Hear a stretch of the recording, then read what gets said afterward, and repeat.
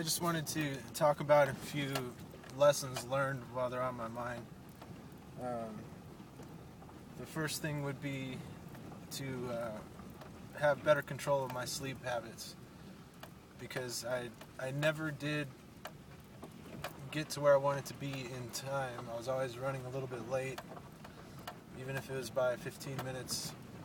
That could be the 15 minutes that you find a pig in.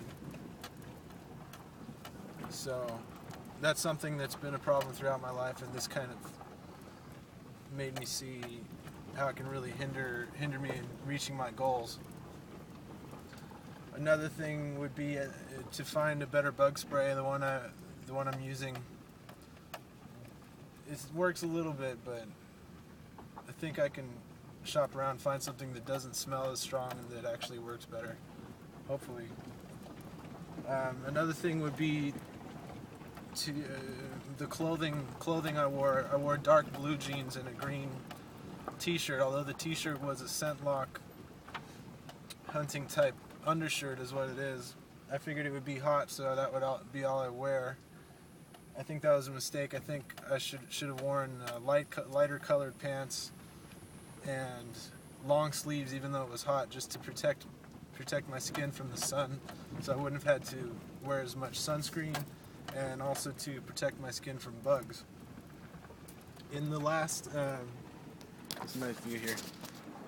In the last half hour of my pig hunt, I did get infested with ticks, and I must have pulled about 20 ticks off of my body and off of my shirt. Hopefully I won't get Lyme disease. There's only one or two of them. One was on my dug in on my back, and one was dug in on my inner knee. The rest were just hanging out in the inside of my t-shirt or crawling on me. So hopefully I won't get Lyme disease, but that was no fun. That's one of the reasons I say I need a better bug spray. It didn't seem to prevent the ticks from being attracted to me. Also, as far further on the clothing, I think I should have got some camouflage clothes. As silly as they may look, I think they're a good idea. As many does as spotted me from 200 or 300 yards away before I spotted them. I do think camouflage is important, whether it be real tree or mossy oak, or even a military type digital cam, or even a jungle cam would be better than nothing. Just anything to break up the outline of your body, I think, is actually pretty important. The boots I got worked out pretty good. They're the Trophy Quest $120 Cabela's exclusive Red Wing boots. They were decent. I think next time I buy a pair of boots, I'll spend about $200. I think you got to spend a good $200 to get some good boots. These were decent boots. The ScentLok shirt and underwear, I think did help conceal my odor, and the socks as well. I wore 2 pairs of socks. So I did some things right, I did some things wrong, but it's all a learning experience. And the main reason I came out here was to develop my character, and I feel that I accomplished that in terms of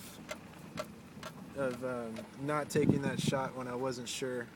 I really feel I did the right thing, and I know I've talked about it already, but it bears repeating because it was the most important part of the trip and the most exciting part of the trip. I'm lucky just to have gotten to see those feral hybrid Russian hogs. First time I've seen them. I've seen the European-style domestic pigs before, but never the. These were definitely had a lot of the Russian hog in them.